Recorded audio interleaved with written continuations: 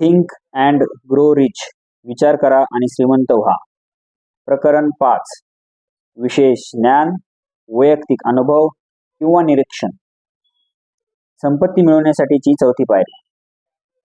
2 प्रकारचे ज्ञान असते, एक सामान्य आणि दुसरे विशेष. सामान्य ज्ञान संख्येने आणि विविधतेने कितीही असले तरी पैसा मिळवण्यासाठी फारच थोडक्या उपयोगाचे असते. एकूणात मानवी सभ्यतेला माहीत असलेले बहुतेक सर्व ज्ञान मोठ्या विद्यापीठातील शिक्षकांकडे असते. बहुतांश प्राध्यापकांकडे फार थोडे किंवा नगण्य पैसे असतात. ज्ञान देण्यासाठी विशेषत्व त्यांच्याकडे असते, पण योजना किंवा ज्ञानाच्या वापरामध्ये त्यांनी विशेष ज्ञान मिळवलेले नसते. ज्ञान जोपर्यंत नीट योजले जात नाही, व्यवहारिक कृतीशील योजनेद्वारे हुशारीने त्याला पैसे मिळवण्यासाठीच्या निश्चित ध्येयप्रद दिशा दिली जात नाही, तोपर्यंत ते पैशाला आकर्षून घेणार नाही. माहितीमध्ये शक्ती आहे यावर आंधळेपणाने विश्वास ठेवणाऱ्या लाखो लोकांना हे सत्य न उमगणे त्यांच्या गोंधळाचे कारण बनते. तसे ते नाही. ज्ञान ही केवळ संभाव्य शक्ती आहे. जर आणि तेव्हा ज्ञान निश्चित कृतीशील योजनेसाठी योजले जाते आणि त्याला निश्चित दिशा दिली जाते, तेव्हाच आणि तरच ते सामर्थ्य बनते. शिक्षणाच्या प्रचलित असलेल्या सर्व पद्धतीमधील हे निसटलेले दुवे कदाचित ज्ञान मिळवल्यानंतर त्याचे उपयोजन आणि वापर कसे करायचे हे शिक्षण संस्थांनी त्याच्या विद्यार्थ्यांना शिकवण्याच्या अपयशात आहे. हेन्री फोर्ड यांचे शालेय शिक्षण फारच कमी झाले होते म्हणून ते शिक्षित नाहीत, हे समजण्याची चूक अनेक लोक करतात. जे ही चूक करतात त्यांना हेन्री फोर्ड माहीत नाहीच, शिवाय त्यांना शिक्षण देणे, एज्युकेट यांचा खरा अर्थही माहीत नाही. एज्युकेशन हा शब्द एड्युको या लॅटिन शब्दापासून आला आहे. त्याचा अर्थ आहे बाहेर काढणे, आतून विकसित करणे. शिक्षित माणसाला सामान्य किंवा विशिष्ट ज्ञान असेलच असे नाही. शिक्षित माणूस म्हणजे ज्याने त्याच्या बुद्धीच्या क्षमता अशा प्रकारे विकसित केल्या आहेत की दुसऱ्यांचे हक्क अबाधित राखून त्याला पाहिजे ते किंवा त्यासारखे तो मिळवू शकतो. हेन्री फोर्ड या व्याख्येत बसतात. जागतिक महायुद्धाच्या वेळी शिकागो वर्तमानपत्रे काही संपादकीय छापली. त्यात इतर गोष्टींबरोबर हेन्री फोर्ड यांनी अज्ञानी शांततावादी संबोधण्यात आले होते. मी फोर्डने याला आक्षेप घेतला व वर्तमानपत्राविरुद्ध बेअब्रूचा दावा लावला. जेव्हा कोर्टात हा दावा आला तेव्हा वर्तमानपत्राच्या वकिलांनी आपले म्हणणे सिद्ध करण्यासाठी खुद्द फोर्डना साक्षीदाराच्या पिंजऱ्यात बोलवले. वकिलांनी फोर्डना विविध प्रकारचे प्रश्न विचारले. सगळ्या प्रश्नांचे उद्दिष्ट होते त्यांच्या स्वतःच्याच साक्षीने हे सिद्ध करणे की त्यांना जरी मोटरगाड्या तयार करण्याचे विशिष्ट ज्ञान असेल तरी मुळात ते अज्ञानी आहेत. मी फोर्डना अशा प्रकारचे प्रश्न विचारले गेले. बेनेडिक्ट आर्नोल्ड कोण होता? 1776 चे बंड मोडण्यासाठी अमेरिकेत किती ब्रिटिश सैन्य धाडले गेले? शेवटच्या प्रश्नाला फोर्ड यांनी उत्तर दिले, नेमके किती ब्रिटिश सैन्य पाठवले याचा आकडा मला माहीत नाही, पण मी असे ऐकले आहे की पूर्वी कधी पाठवले नसेल इतके मोठे सैन्य पाठवले गेले होते. शेवटी मी फोर्ड अशा प्रकारच्या प्रश्नांना कंटाळले आणि एका विशेष अपमानकारक प्रश्नाला उत्तर देताना ते पुढे वाकले. त्यांनी प्रश्न विचारणाऱ्या वकिलांकडे बोट दाखवले आणि म्हणाले, तुम्ही आत्ता विचारलेल्या मूर्ख प्रश्नाला किंवा तुम्ही विचारत असलेल्या इतर प्रश्नांना जर मला उत्तर द्यायचे असेल तर मी तुम्हाला आठवण करून देतो की माझ्या टेबलवर विजेच्या बटनाची रांग आहे. मी योग्य बटन दाबून माझ्या सहकाऱ्यांना बोलवू शकतो, जे मी कष्ट करत असलेल्या या धंद्यासंबंधी विचारलेल्या कोणत्याही प्रश्नाला उत्तर देऊ शकतात. आत्ता तुम्ही मला कृपया सांगाल का की माझ्या भोवती मला हवे ते ज्ञान देणारी माणसे असताना उत्तर देऊ शकणाऱ्यांच्या हेतूने मी माझे डोके सामान्य ज्ञानाने का भरून टाकू? हे उत्तर चांगले तर्कशुद्ध होते. या उत्तराने वकील गारद झाला. कोर्टातल्या प्रत्येकाला कळाले की हे उत्तर अज्ञानी माणसाचे नसून शिक्षित माणसाचे आहे. ज्या माणसाला हवे ते ज्ञान कुठे मिळते आणि त्याचे निश्चित कृतीसाठी नियोजन कसे करावे हे कळते, तो शिक्षित असतो. हेन्री फोर्ड यांना अमेरिकेतील सर्वात श्रीमंत माणूस होण्यासाठी लागणारे विशिष्ट ज्ञान हुकुमा सरशी त्यांच्या बुद्धिमान गटाच्या साहाय्याने मिळत होते. हे सर्व ज्ञान त्यांनाच असले पाहिजे याची आवश्यकता नव्हती. ज्याला या प्रकरणाचे पुस्तक वाचण्याची इच्छा आणि बुद्धी आहे अशा कोणाच्याही नजरेतून या उदाहरणाचे महत्त्व निसटणार नाही.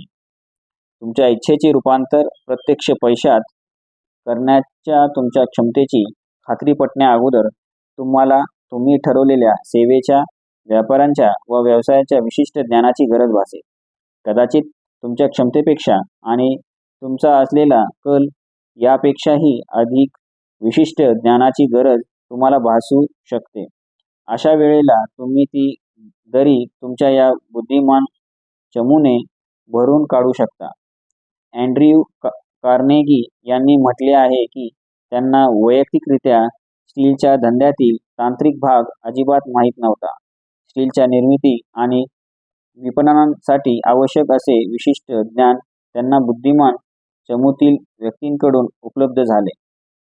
प्रचंड संपत्ती जमवण्यासाठी सामर्थ्य लागते आणि सुनियोजितपणे व बुद्धीने संपादलेल्या विशिष्ट ज्ञानाने सामर्थ्य मिळते. पण ते ज्ञान जो संपत्ती मिळवणारा असतो त्याच्याकडेच असले पाहिजे असे नाही. ज्याला संपत्ती मिळवायची आहे अशा महत्त्वाकांक्षी माणसाला आणि ज्याने आवश्यक ते विशिष्ट ज्ञान शिक्षणाने मिळवलेले नाही त्याला आधीचा परिच्छेद आशा आणि प्रोत्साहन देईल. माणसे आयुष्यात न्यूनगंडामुळे दुःखी होतात कारण त्यांच्याकडे शिक्षण नसते. पैसे मिळवण्यासाठी आवश्यक ज्ञान ज्यांच्याकडे आहे अशा बुद्धिमान चमूचे जर एखाद्याने नियोजन करून त्याला दिशा दाखवली तर तो माणूसही तितकाच शिक्षित ठरेल जितका तो चमू. तुमचे शालेय शिक्षण मर्यादित असल्यामुळे जर तुम्हाला न्यूनगंड असेल तर हे लक्षात ठेवा. थॉमस ए. एडिसन यांच्या संपूर्ण आयुष्यात केवळ 3 महिन्याचे शालेय शिक्षण झाले होते. त्यांना शिक्षण कमीही पडले नाही किंवा ते गरिबीतही मृत्यू पावले नाही. हेन्री फोर्ड यांचे शिक्षण 6व्या इयत्तेपेक्षा कमी झाले होते, पण आर्थिकदृष्ट्या त्यांनी स्वतःची घडी उत्तम बसवली. विशेष ज्ञान ही पुष्कळ आणि अत्यंत स्वस्त मिळणारी सेवा असू शकते. तुम्हाला याबद्दल शंका असेल तर कोणत्याही विद्यापीठीय मासिक वेतनाची यादी तपासा. ज्ञान विकत कसे घेता येते हे कळणे फायद्याचे आहे. सर्वप्रथम तुम्हाला आवश्यक असलेले विशेष ज्ञान कोणते आणि त्याचा उद्देश काय ते ठरवा. बहुतेकदा आयुष्यातले तुमचे मुख्य उद्दिष्ट ज्या ध्येयप्राप्ती प्रेत तुम्ही काम करतात आहात याचीच मदत तुम्हाला कोणत्या प्रकारचे ज्ञान हवे आहे हे ठरवायला होते. हे एकदा ठरवले की पुढे आवश्यक असते ते तुम्हाला ज्ञानाच्या विश्वसनीय स्रोतांची बरोबर माहिती मिळणे. त्यात हे अधिक महत्त्वाचे आहे. स्वतःचा अनुभव आणि शिक्षण. 2. दुसऱ्यांच्या सहकार्याने उपलब्ध असणारा अनुभव आणि शिक्षण. बुद्धिमान चमूचे गठबंधन. 3. कॉलेजे आणि विद्यापीठे. 4. लोकांसाठीची ग्रंथालये, पुस्तके आणि नियतकालिके ज्यात मानवी संस्कृतीने मिळवलेले ज्ञान सापडू शकते. 5. विशिष्ट प्रशिक्षण अभ्यासक्रम, विशेषतः रात्रशाळा आणि घरी राहून केला जाणारा अभ्यास याद्वारे ज्ञान मिळवलेल्यावर ते व्यवस्थितपणे मांडून त्याचा निश्चित उद्देशाने व्यवहार्य योजनांद्वारे वापर व्हायला हवा. काही भल्या उद्दिष्टांसाठी ज्ञानाचा वापर केला जाणार नसेल तर त्याला काही किंमत नाही. कॉलेजच्या पदव्यांना फार मोल दिले जात नाही. याचे हे कारण आहे. वेगवेगळ्या माहिती व्यतिरिक्त त्यातून काहीच मिळत नाही. जर तुम्ही अतिरिक्त शिक्षण घेतले तर प्रथम तुम्हाला जे ज्ञान मिळवायचे आहे त्यांचा हेतू ठरवा. मग हे विशिष्ट ज्ञान विश्वसनीय स्रोतांकडून कुठे मिळेल याविषयी जाणून घ्या. सर्व क्षेत्रातील यशस्वी माणसे त्यांच्या मुख्य उद्देशाशी, धंद्याशी वा व्यवसायाशी संबंधित विशेष ज्ञान मिळवणे कधीच थांबवत नाही. अयशस्वी लोक हा विचार करण्याची चूक करतात की शाळा संपल्यावर ज्ञान मिळवण्याचा काळ गेला. खरे तर व्यवहार ज्ञान कसे मिळवावे हे शिकण्याच्या मार्गातला शाळा हा काहीसा अडथळाच आहे. आर्थिक अरिष्टानंतरच्या नवीन जगात शैक्षणिक गरजांमध्ये आश्चर्यकारक बदल झाले. आजचा शब्द आहे विशिष्ट विषयाचा अभ्यास. कोलंबिया विद्यापीठाचे नियुक्ती संदर्भातील सचिव रॉबर्ट पी मोअर यांनी ही बाब अधोरेखित केली. विशिष्ट विषयाचा अभ्यास केलेल्यांना सर्वात जास्त मागणी असते. विशेषतः नोकरीवर ठेवणाऱ्या कंपन्यांकडून अशा उमेदवारांना मागणी असते ज्यांनी कोणत्या तरी क्षेत्रात धंद्यात विशिष्ट विषयाचा अभ्यास केला आहे किंवा पदवी शिक्षणात हिशोब, संख्याशास्त्र, विविध क्षेत्रातील इंजिनियर्स, पत्रकार, वास्तुरचनाकार, औषध विकणारे आणि उच्च प्रतीच्या कृतीशील व्यक्ती आणि असामान्य नेतृत्व असलेली माणसेही यांनाही. विद्यापीठातील आवारात जो कृतीप्रवण असतो त्यांचे विविध प्रकारच्या लोकांशी जुळून घेणारे व्यक्तिमत्व आहे. ज्याने आपल्याला अभ्यासात पुरेसे कर्तृत्व दाखवले आहे अशा माणसाला केवळ अभ्यासात गती असलेल्या विद्यार्थ्यांच्या तुलनेत अधिक प्राधान्य मिळते. अशा लोकांना त्यांच्या अनेक क्षेत्रातील योग्यतेमुळे उच्च पदावरील पुष्कळ नोकऱ्या देऊ केल्या जातात.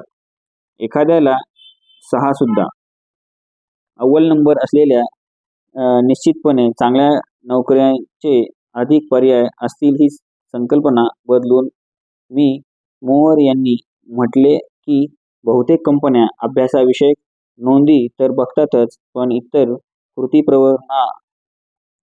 प्रवणता आणि विद्यार्थ्यांची व्यक्तिमत्वेही बघतात. आपल्या क्षेत्रातील नामवंत आणि एका अतिशय मोठ्या औद्योगिक कंपनीने कॉलेजमधील वरच्या वर्गातील संभाव्य उमेदवाराविषयी मी मोअर यांना लिहिले. व्यवस्थापन विषयात असाधारण विकास घडवून आणेल अशा माणसांमध्ये आम्हाला मुख्यतः रस आहे. यासाठी आम्ही विशिष्ट शैक्षणिक पार्श्वभूमीपेक्षा कितीतरी अधिक भर चरित्र, बुद्धी आणि व्यक्तिमत्व यांवर देत आहोत. उमेदवाराचा काळ विचारार्थ पुढे आणणे. उन्हाळी सुट्टीत ऑफिसमध्ये, दुकानात आणि औद्योगिक आस्थापनात विद्यार्थ्यांसाठी उमेदवारीची पद्धत पुढे आणताना मी मोअर यांवर भर देतात की कॉलेजच्या पहिल्या 2-3 वर्षात प्रत्येक विद्यार्थ्याला भविष्यासाठी एक निश्चित अभ्यासक्रम निवडायला सांगितले पाहिजे आणि तो उगीचच विशिष्ट विषयाचा अभ्यास नसलेल्या शिक्षणात वेळ घालवत असेल तर त्याला विराम द्यायला सांगितले पाहिजे. व्यवसाय आणि नोकरीसाठी आता विशेष ज्ञानाची गरज आहे असा व्यावहारिक विचार कॉलेजे आणि विद्यापीठांनी केला पाहिजे. ज्यांनी शैक्षणिक संस्था व्यावसायिक मार्गदर्शनाची अधिक आणि थेट जबाबदारी स्वीकारण्यास सांगितले. विशेष ज्ञान आणि आवश्यक असणाऱ्यांसाठी अत्यंत विश्वसनीय आणि व्यवहार्य स्रोत उपलब्ध आहे तो म्हणजे पुष्कळशा शहरांमध्ये असलेल्या रात्रशाळा. अमेरिकेत जिथे टपाल जाते त्या सर्व ठिकाणी पत्रव्यवहाराद्वारे शिकवणाऱ्या शाळा विशेष प्रशिक्षण देतात आणि ते विस्तारित पद्धतीने देतात. येण्यासारख्या सर्व विषयांचे असते. घरी शिक्षण घेण्याचा एक फायदा म्हणजे फावल्या वेळात अभ्यास करण्याची लवचिकता. घरच्या शिक्षणाचा आणखीन एक कमालीचा फायदा म्हणजे जर शाळा काळजीपूर्वक निवडली असेल तर अनेक अभ्यासक्रम उदारपणे सल्लामसलत देऊ करतात आणि ती विशिष्ट ज्ञानाची गरज असणाऱ्यांना अमूल्य ठरते. तुम्ही कुठेही राहत असा या फायद्यात तुम्ही सहभागी होता. प्रयत्नाविना आणि फुकट घेतलेले काहीही सहसा सराहनीय असते, अनेकदा विश्वसनीय मानले जात नाही. कदाचित म्हणूनच आपल्याला चांगली संधी असलेल्या सार्वजनिक शाळेमधून इतके कमी मिळते. विशिष्ट अभ्यासाच्या निश्चित आखणीमुळे जी स्वयं शिस्त लागते, त्यामुळे फुकट ज्ञान मिळत असताना घालवलेल्या संधीची थोडी भरपाई होते. टपालद्वारे शिक्षण देणाऱ्या शाळा अत्यंत सुनियोजित व्यावसायिक संस्था असतात. त्यांची फी इतकी कमी असते की त्यांना वेळेवर फी भरण्यासाठी आग्रह धरावाच लागतो. विद्यार्थ्याने चांगले किंवा वाईट मार्क्स मिळवले तरी पैसे भरावेच लागत असल्यामुळे परिणाम हा होतो की तो अभ्यासक्रम एरवी जर कोणी सोडून दिला असता तो इथे पूर्ण केला जातो. टपालांद्वारे शिक्षण देणाऱ्या शाळांनी हा मुद्दा पुरेसा जोरकसपणे मांडलेला नाही. सत्य हे आहे की त्यांच्या पैसे स्वीकृती खात्यामध्ये निर्णय, तत्परता, कृती आणि सुरू केलेले काम पूर्ण करण्याच्या सवयीचे उत्कृष्ट शिक्षण होते. हे मी 25 वर्षापूर्वी अनुभवातून शिकलो. मी घरी बसून करण्याच्या जाहिरात क्षेत्राच्या अभ्यासक्रमासाठी माझे नाव नोंदले. 8 किंवा 9 धडे झाल्यानंतर मी अभ्यास करण्याचे बंद केले. पण शाळेने मला बिले पाठवणे थांबवले नाही. शिवाय मी अभ्यास करो न करो त्यांची पैशाचा आग्रह धरला. मी ठरवले की जर मी तो अभ्यासक्रम करण्यासाठी पैसे भरले आहे, त्याला मी नियमानुसार बांधील आहे, तर मी अभ्यासक्रम पूर्ण करावा आणि माझ्या पैशाचे यथायोग्य मूल्य मिळावे. त्यावेळेला मला वाटले की त्या शाळेची पोरे घेण्याची पद्धत अत्यंत सुनियोजित आहे. पण नंतर आयुष्यात मला कळाले की तो माझ्या शिक्षणाचा मौल्यवान भाग होता, ज्यासाठी मला वेगळे पैसे द्यावे लागत नव्हते. पैसे द्यावेच लागल्यामुळे मी पुढे तो अभ्यासक्रम पूर्ण केला. पुढे मला लक्षात आले की त्यांना खुद्द मिळालेल्या पैशांपेक्षा कितीतरी अधिक मूल्य त्या पैसे घेण्याच्या कार्यक्षम पद्धतीत होते. कारण मी इतक्या नाखुशीने ते जाहिरात क्षेत्रातील शिक्षण घेतले. सार्वजनिक शिक्षण पद्धतीतील जगातील सर्वात महान या देशात आहे. आपण उत्तम इमारतीसाठी पुष्कळ गुंतवणूक केली आहे. आपण खेड्यामध्ये राहणाऱ्या मुलांसाठी सोयीची वाहतूक व्यवस्था पुरवली आहे, जेणेकरून त्यांना उत्तम शाळेमध्ये येता यावे. पण या अतिशय चांगल्या व्यवस्थेमध्ये एक दोष आहे. ती विनामूल्य आहे. माणसाची एक विलक्षण गोष्ट अशी आहे की ज्यासाठी तो पैसा देतो त्याचीच त्याला किंमत असते. अमेरिकेतील विनामूल्य शाळा, विनामूल्य सार्वजनिक ग्रंथालय लोकांना प्रभावित करत नाहीत, कारण ती विनामूल्य आहेत. शाळा संपल्यावर खूप लोकांना अधिक शिक्षणाची गरज भासण्याचे हे प्रमुख कारण आहे. ज्यांनी घरी बसून अभ्यासक्रम पूर्ण केले आहेत, अशा उमेदवारांना मालकांकडून अधिक प्राधान्य दिले जाते. त्याचे हेही एक कारण आहे. अनुभवावरून त्यांना समजले आहे की ज्याला आपला फावला वेळ घरी अभ्यासात घालवण्याची महत्त्वाकांक्षा आहे, त्यांच्या नेतृत्वासाठी आवश्यक गुण असणार आहे. ही जाणीव काही धर्मदाय जाणीव नाही, ती मालकाचे अत्यंत योग्य असे धंदेवाईक मत आहे. माणसांमध्ये एक दोष आहे ज्याला काही उपाय नाही. हा एक वैश्विक दोष म्हणूया. तो म्हणजे महत्त्वाकांक्षा नसणे. पगारदार वर्ग जो त्याला अतिरिक्त वेळ घरी करण्याच्या अभ्यासात वापरतो, तो क्वचित तळाशी राहतो व वर जाण्यासाठी त्याची कृती सुरू होते. मार्गातील अनेक अडथळे पार करते आणि ज्यांच्याकडे संधी देण्याचे सामर्थ्य आहे त्यांच्याशी मैत्री करते. शाळा संपल्यावर ज्यांना वाटते की त्यांना काही अतिरिक्त ज्ञान मिळवायचे आहे, पण पुन्हा शाळा वा विद्यापीठ जाण्यासाठी वेळ नाही, अंशासाठी आणि विशेषतः नोकरी करणाऱ्यांसाठी घरी राहून अभ्यास करण्याची पद्धत ही विशेष सोयीची आहे. मंदीपासून बदललेल्या आर्थिक परिस्थितीमुळे हजारो लोकांना मिळकतीचा नवीन अथवा अतिरिक्त स्रोत शोधणे गरजेचे झाले आहे. यातील बहुसंख्य लोकांच्या समस्येचा उपाय विशिष्ट ज्ञान मिळवण्यात असू शकतो. अनेकांना त्यांचा व्यवसाय पूर्णपणे बदलणे सक्तीचे होऊ शकते.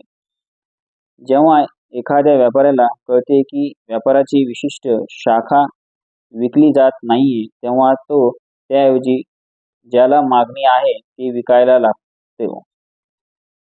जो माणूस वैयक्तिक सेवांच्या विपणनाच्या मार्केटिंग क्षेत्रात आहे तो कार्यक्षम व्यापारी असला पाहिजे. एक व्यवसायातील त्याची सेवा जर पुरेसा मोबदला मिळवून देऊ शकत नसेल तर जिथे अधिक संधी असतील अशी सेवा दिली पाहिजे. स्टुअर्ट ऑस्टिन वियरने बांधकाम इंजिनिअरिंगचा अभ्यास केला आणि या क्षेत्रात काम केले. मंदीमुळे त्याचे क्षेत्र मर्यादित होऊन त्याला आवश्यक तेवढी मिळकत जेव्हा मिळेनाशी झाली तेव्हा त्याने स्वतःकडे असलेल्या गोष्टीची एक यादी बनवली. स्वतःचा व्यवसाय बदलून कायदा विषयात वळावे असे ठरवले. पुन्हा शिक्षणाला सुरुवात करून विशेष अभ्यासक्रम केला आणि कॉर्पोरेशन वकील बनला. मंदी संपली नसताही त्याने प्रशिक्षण संपवले, बारची परीक्षा पास झाला आणि लगेच टेक्सासमधील सल्ला किफायतशीर कायद्याची सेवा पुरवणे सुरू केले. खरे तर आता त्याला अशिलांना परत पाठवावे लागते. अत्यंत स्पष्टपणे सांगायचे तर आणि जो अशा सबबी सांगतील मला कुटुंबाला सांभाळण्याचे होते म्हणून मी शाळेत जाऊ शकलो नाही किंवा मी फार म्हातारा आहे. त्यांना अधिक माहितीसाठी सांगतो की मी वियर शाळेत गेलो तेव्हा 40 उलटलेले होते आणि विवाहित होते. शिवाय त्यांनी अत्यंत काळजीपूर्वक अत्यंत विशेष अभ्यासक्रम निवडला. तो शिकवणाऱ्या कॉलेजमधून मी वियर यांनी 2 वर्षात काम पूर्ण केले जाण्याची कायदा शिकवणाऱ्या बहुसंख्य विद्यार्थ्यांना 4 वर्षे लागतात. ज्ञान कसे विकत घ्यायचे हे कळणे फायद्याचे ठरते. शाळा संपली म्हणून जी व्यक्ती शिक्षण घ्यायचे थांबते ती व्यक्ती कायमची अत्यंत सुमार राहते. ती व्यक्ती त्याला काहीही म्हणो, ज्ञानाचा सतत शोध घेत राहणे हा मार्ग यशस्वी होण्याचा मार्ग आहे. आपण एक विशिष्ट उदाहरण घेऊ. मंदीच्या काळात किराणा दुकानातील एक विक्रेत्याला आपले पद गेल्याचे कळाले. हिशोब ठेवण्याच्या त्याच्या पूर्वानुभवामुळे त्याने हिशोब शास्त्राचा विशेष अभ्यासक्रम केला. आधुनिक हिशोब ठेवण्याच्या सर्व पद्धती आणि यंत्रणेबद्दल स्वतःला अवगत करून घेतले आणि स्वतःच धंदा सुरू केला. ज्या किराणा दुकानाच्या मालकाबरोबर त्याने काम केले होते त्याच्यापासून सुरू करून त्याने 100हून अधिक छोट्या दुकानदाराशी हिशोब ठेवण्याचे करार अत्यंत कमी फी आकारून केले. त्यांची कल्पना इतकी व्यवहार्य होती की त्याला लवकरच हलकी वाहतूक करणाऱ्या ट्रकमध्ये आपले फिरते ऑफिस ठेवण्याची गरज भासली, ज्यात त्याने हिशोबासाठी आधुनिक यंत्रसामुग्री ठेवली. आता त्याच्याकडे अशी अनेक चाकावरची ऑफिसे आहेत आणि सहाय्यकांचा मोठा कर्मचारी वर्ग आहे. अशा रीतीने तो लहान व्यापाऱ्यांना वाजवी दरात पैसा देऊन मिळणारी उत्तम हिशोबासाठीची सेवा पुरवतो. विशेष ज्ञान, अधिक कल्पनाशक्ती हे 2 घटक या विलक्षण आणि यशस्वी धंद्यामध्ये होते. ज्याच्याकडे मंदीच्या काळात या धंद्याच्या मालकाने तात्पुरते काम केले होते त्या माणसापेक्षा मागच्या वर्षी जवळजवळ 10 पट मिळकतीवरील कर त्याने भरला. ही तात्पुरती आपत्ती ठरली. या यशस्वी धंद्याची सुरुवात एका कल्पनेतूनच झाली.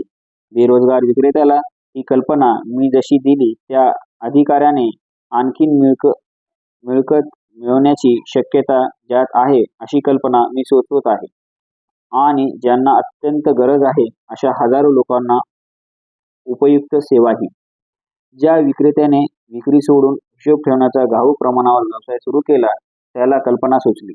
त्याच्या बेरोजगारीचा उपाय म्हणून जेव्हा त्याला योजना सुचवण्यात आली तेव्हा तो ताबडतोब उदारला. मला कल्पना आवडली, पण तिचे पैशात रूपांतर कसे करायचे ते मला माहीत नाही. थोडक्यात त्याची तक्रार होती, त्याने हिशोब ठेवण्याचे ज्ञान मिळवल्यावरच त्याचे विपणन मार्केटिंग कसे करायचे ते त्याला माहीत नव्हते. त्यामुळे दुसरी समस्या सोडवायला आली. चांगल्या प्रकारे लिहू शकणाऱ्या एका तरुण टंकलेखिकेच्या साहाय्याने हिशोब ठेवण्याच्या नवीन पद्धतीमुळे होणारे फायदे विशद करणारे अत्यंत आकर्षक पुस्तक लिहिले गेले. पाने व्यवस्थित टंकलिखित केली गेली आणि सध्या वहीवर चिकटवली गेली. नवीन धंद्याची सुरेखपणे कथा सांगणारी ती वहीच अबोल विक्रेता बनली आणि तिचा मालक कित्येक पटीने हिशोब हाताळू लागला. देशभर हजारो लोक आहेत ज्यांना सेवांच्या विपणनासाठी संक्षिप्त टिपण बनवू शकणाऱ्या विशेष ज्ञानाची गरज असते. नोकरीतून मिळणाऱ्या मिळकतीपेक्षा कितीतरी अधिक वार्षिक उत्पन्न या सेवेतून मिळू शकते आणि सेवा विकत घेणाऱ्यालाही नोकरीपेक्षा अधिक फायदे मिळू शकतात. येथे सांगितलेली कल्पना गरजेतून जन्मली ती अचानक उद्भवलेली समस्या पार करण्यासाठी, पण ती केवळ त्या व्यक्तीची समस्या सोडून थांबली नाही. ज्या स्त्रीने ती कल्पना साकारली तिच्याकडे तीव्र कल्पनाशक्ती आहे.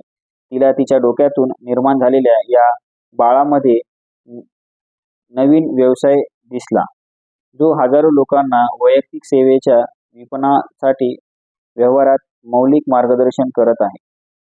वैयक्तिक सेवांच्या विपणनासाठी तयार केलेली योजना या तिच्या पहिल्याच तात्काळ यशामुळे ती उत्साही स्त्री तिच्या नुकतेच कॉलेज शिक्षण संपवलेल्या मुलाच्या तत्सम समस्येच्या निवारणाकडे वेगाने वळली. त्याला त्याच्या सेवेसाठी बाजारपेठ मिळाली नव्हती. त्याच्यासाठी तिने बनवलेली योजना हा वैयक्तिक सेवांच्या विपणनासाठी मी पाहिलेले उत्कृष्ट नमुना आहे. जेव्हा त्या योजनेची पुस्तिका पूर्ण झाली तेव्हा त्यात सुरेख टंकलिखन केलेली तिच्या मूळच्या अंगभूत क्षमता, शालेय शिक्षण, वैयक्तिक अनुभव आणि इतर वैविध्ये असलेली पुष्कळ सुव्यवस्थित माहिती होती. त्या पुस्तिकेत तिच्या मुलाला कोठे पोचवायचे आहे त्याचे वर्णन होते. त्याबरोबर तिथे पोचण्यासाठी त्याच्या काय योजना आहेत याचे सुरेख शब्दचित्र होते. ही पुस्तिका तयार करण्यासाठी अनेक आठवड्यांचे कष्ट होते. या कालावधीत सेवा देणे सर्वात किफायतशीर होण्यासाठी ची माहिती मिळवण्यासाठी तिने तिच्या मुलाला जवळजवळ दररोज सार्वजनिक ग्रंथालयात पाठवले. त्याच्या संभाव्य मालकाच्या स्पर्धकांकडेही तिने त्याला पाठवले आणि त्यांच्याकडून त्याच्या धंद्याच्या पद्धतीविषयी महत्त्वाची माहिती मिळवली, जी त्या योजना उभारताना त्याच्यासाठी महत्त्वाची होती. जेव्हा ती योजना बनवली गेली तेव्हा त्यात अर्धा डझनहून अधिक अत्यंत महत्त्वाच्या सूचना संभाव्य काम देणाऱ्यांच्या उपयोगाच्या आणि फायद्यासाठी होत्या. कंपनीने त्या सूचना अंमलात आणल्या. एखाद्याला विचारावंसं वाटेल, काम मिळवण्यासाठी एवढा सगळा त्रास घेण्याची काय गरज आहे? उत्तर अगदी थेट आहे. थोडे नाट्यपूर्ण आहे, कारण ते अशा विषयाशी निगडीत आहे जो वैयक्तिक सेवेतूनच कमाई करणाऱ्या लाखो लोकांच्या शोकांतिकेला जबाबदार आहे. उत्तर आहे, कोणतीही गोष्ट चांगली करणे कधीच त्रासाचे नसते. या स्त्रीने आपल्या मुलाच्या फायद्यासाठी आखलेल्या योजनांमुळे त्याने अर्ज केलेल्या ठिकाणी त्याला पहिल्याच मुलाखतीनंतर त्याने ठरवलेल्या पगारावर काम मिळाले. याशिवाय हेही महत्त्वाचे आहे, त्या तरुण मुलाने त्या पदाला पोहोचण्यासाठी खालच्या पायरीवरून सुरुवात करण्याची आवश्यकता नव्हती. त्याने अधिकाऱ्याच्या पगारावर कनिष्ठ अधिकारी म्हणून सुरुवात केली. आता विचाराल, काम मिळण्यासाठी एवढा सगळा त्रास घेण्याची काय गरज आहे? एक लक्षात घेतले पाहिजे की तळाशी सुरू करून त्या पदाला पोहोचवण्याचा मार्ग त्याने स्वीकारलेला असता त्यापेक्षा योजनाबद्ध सादरीकरणामुळे या तरुणाची त्या पदाला पोहोचण्याची निदान 10 वर्षे वाचली. खालपासून सुरुवात करून वर पोहोचण्याची कल्पना योग्य वाटली तरी त्याला एक मोठा आक्षेप आहे. तो म्हणजे जे तळापासून सुरुवात करण्यात त्याचे डोके कधीच वर नसते, जेणेकरून संधी त्याच्याकडे बघू शकेल आणि म्हणून ते तळाशीच राहतात. हे सुद्धा लक्षात ठेवले पाहिजे. खालून बघतानाचा दृष्टिकोन फार उत्साहवर्धक वा चांगला नसतो. त्याचा रुख महत्वाकांक्षा मरणाकडे असते. आपण त्याला चाकोरीबद्ध जीने म्हणतो. आपण ते नशीब स्वीकारतो. याचे कारण आपल्याला त्या रोजच्या जीवनाची सवय होते. ती सवय इतकी पक्की होते की ती मोडण्याचा प्रयत्नही आपण करत नाही आणि म्हणून 1-2 पायऱ्या सोडून काम करणे फायदेशीर ठरते. असे केल्याने माणसाला आसपास पाहण्याची सवय लागते. इतर लोक पुढे कसे जातात हे बघायला मिळते. संधी पाहण्याची आणि दिसताच ती घेण्याची सवय होते. मी जे सांगत आहे त्याचे डॉन हॅल्पिन हे एक उत्तम उदाहरण आहे. त्याच्या कॉलेजच्या दिवसात तो सुप्रसिद्ध 1930 राष्ट्रीय विजेतेपद नोत्र दाम फुटबॉल टीमचा व्यवस्थापक होता, ज्याचे प्रशिक्षण स्वर्गीय कुनुट रॉवेन होते. कदाचित त्याला प्रशिक्षकांमुळे उच्च ध्येय ठेवण्याची आणि तात्पुरती हार म्हणजे अपयश समजण्याची चूक न करण्याची प्रेरणा मिळाली असेल, असे महान औद्योगिक गुरु अँड्र्यू कार्नेगी यांनी धंदा करणाऱ्या तरुणांना उच्च ध्येय ठेवण्यासाठी प्रेरित केले. काही असो, हॅल्पिन या तरुणाने प्रतिकूल काळात कॉलेज शिक्षण संपवले.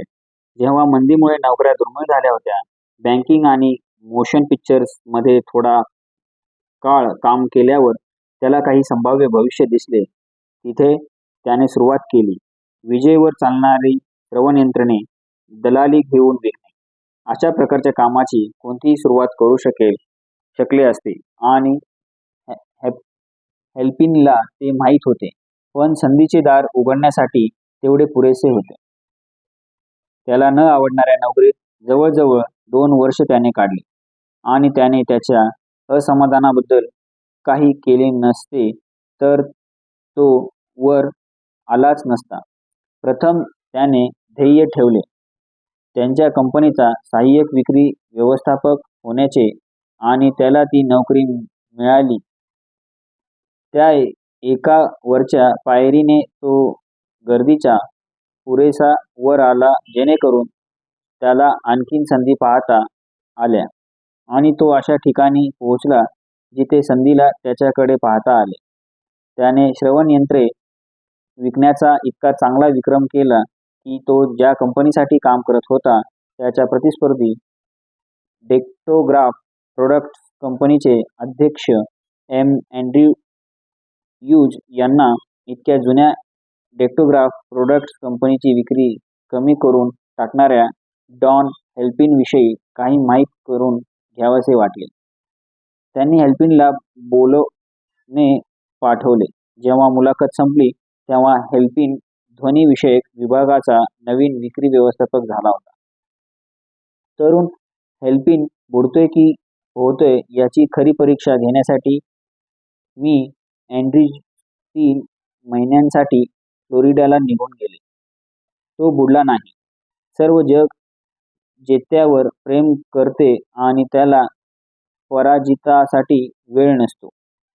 या क्नुट रॉवेन यांच्या सांगण्याने तो इतका प्रेरित झाला की त्याने कामात वर्चस्व ओतले आणि अलीकडेच त्याची कंपनीचा उपाध्यक्ष ॲक्विजिशन अँड सायलेंट रेडिओ विभागाच्या जनरल मॅनेजरपदी निवड झाली. 10 वर्षाच्या प्रामाणिक प्रयत्नातून मिळालेल्या त्या पदाचा कोणालाही अभिमान वाटावा ते हॅल्पिनने 6 महिन्यात मिळवले. मी अँड्र्यू की हेल्पिन कोण अधिक सुस्थित पात्र आहोत हे ठरवणे कठीण आहे, कारण दोघांनीही तो दुर्मिळ गुण मुबलक प्रमाणात दाखवला. त्याचे नाव आहे कल्पनाशक्ती. मी अँड्र्यूज यांच्याकडे श्रेय जाते. तरुण हेल्पिनमध्ये काहीही करून मिळवणारा हे बघण्याचे, आयुष्याशी तडजोड करून नको असलेले नोकरी करत राहणे नाकारण्याचे श्रेय हेल्पिनकडे जाते. आणि एक महत्त्वाचा मुद्दा आहे ज्यावर मी भर देऊ पाहतो आहे. आपण उच्च पदावर जातो किंवा तळाशी राहतो याचे कारण आपण परिस्थिती नियंत्रणात आणू शकतो, जर आपली तशी इच्छा असेल तर. मला आणखीनही एक मुद्दा अधोरेखित करायचा आहे, तो म्हणजे यश आणि अपयश हे दोन्ही अनेकदा सवयीचे परिणाम असतात. मला यात किंचितही शंका नाही की नेत्रदॉम चुंग या ज्या उत्तम कामगिरी करण्याच्या इच्छेमुळे जगप्रसिद्ध झाला, त्या इच्छेची ज्योत डॉन हेल्पिनच्या अमेरिकेतील महान फुटबॉल प्रशिक्षकाचे असलेल्या संबंधामुळेच जागवली गेली. मनातल्या नायकाच्या भक्तीच्या कल्पनेमध्ये खरोखरच सहाय्यीभूत होण्यासारखे काहीतरी आहे. अर्थात विजेत्याची भक्ती केलीच तर. हेल्पिन मला सांगतो की रॅक्वॅने इतिहासात होऊन गेलेला जागतिक सर्वात महान नेतृत्व गुण असलेली व्यक्ती होता. माझा विश्वास आहे की यश आणि अपयश या दोन्ही धंद्यातील सहकारी हा महत्त्वाचा घटक आहे. ते सिद्ध झाले जेव्हा माझा मुलगा ब्लेअर हा डॉन हेल्पिनशी पदासाठी वाटाघाटी करत होता. मी हेल्पिन यांनी त्याला प्रतिस्पर्धी कंपनीने देऊ केली असता त्यांच्या अर्धा पगार देऊ केला.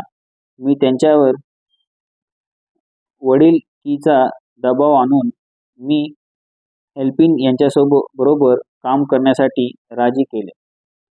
कारण जो माणूस आवडत नसलेल्या परिस्थितीशी तडजोड करत नाही, ज्याच्याशी जवळचे संबंध ठेवणे हा मोठा ठेवा असतो.